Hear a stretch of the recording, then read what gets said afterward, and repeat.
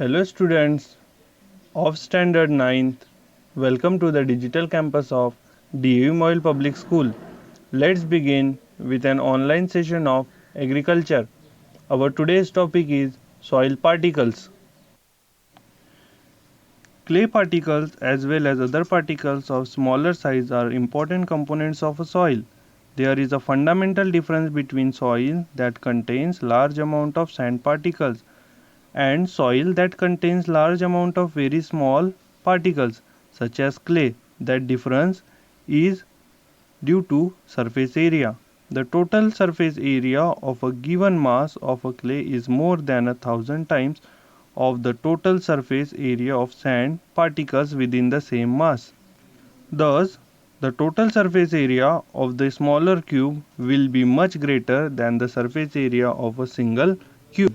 This increase in surface area has an important implications in nutrient management because it provides many places for soil particles to retain and supply nutrients such as calcium, potassium, magnesium, phosphate and water for a plant uptake.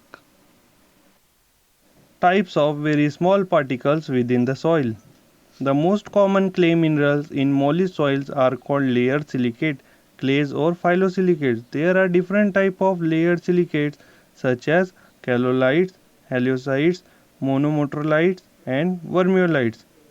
Various types of layered silicates differ greatly. Amorphous minerals such as alophian, igneous and fermihydrate may be found in the volcanic soils of Hawaii that develops from volcanic ash like silicate clays.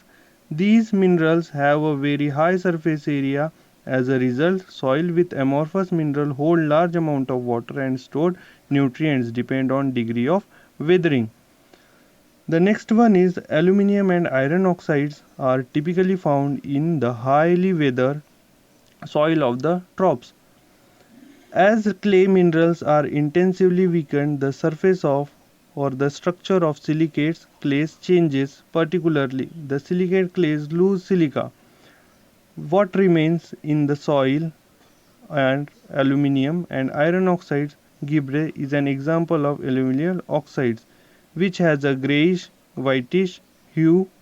Glutase is an example of iron oxides which impart a reddish color to the soil.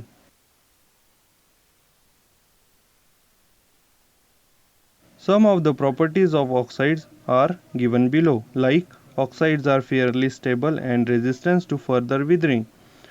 Oxides can act like a glue and hold soil particles together. Oxides can tie up nutrients such as phosphorus. Oxides have a high anion exchange capacity, that is AEC. Humus is the proportion of organic matter that is mostly resistant to decomposition and remain in the soil.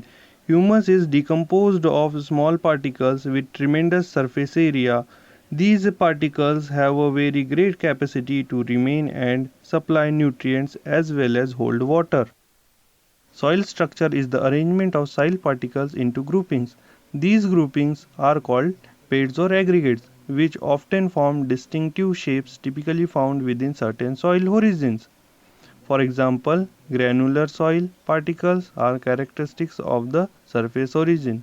Soil aggregation is an important indicator of the workability of the soil. Soils that are well aggregate are said to be have good soil slit. The various types of soil structures are provided in the figures.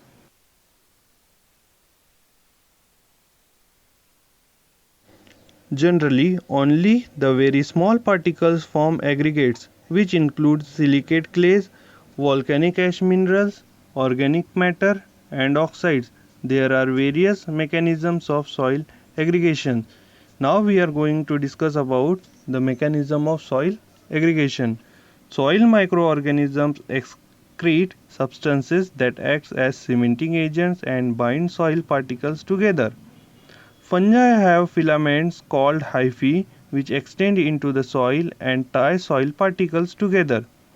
Roots also excrete sugars into the soil that help bind minerals. Oxides also act as glue and join particles together.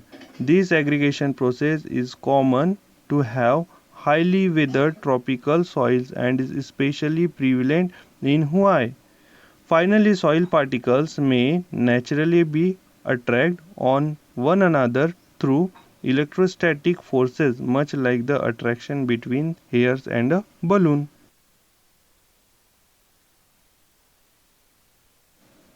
Stable soil aggregation is a very valuable property of productive soil. Yet the stability of soil aggregation is very relative on the type of minerals present in the soil.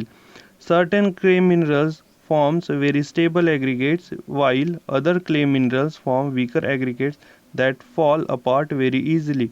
Highly weathered silicate clays, oxides and amorphous volcanic materials tends to form the most stable aggregates. The presence of organic matter with these materials improves stable aggregate formation. In contrast, less weathered silicate clays such as monomotromylate forms weaker aggregates. Some silicate clays are said to have a shrink well potential. This means that the soil minerals expands or swells when wet, causing the soil to become sticky and drain properly. Such type of soil aggregation is shown in the given figure.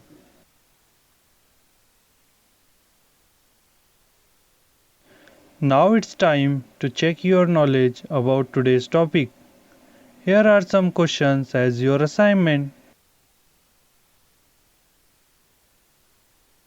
I hope you understand today's topic. We again meet with new video. Till then, stay at home, be safe, be happy.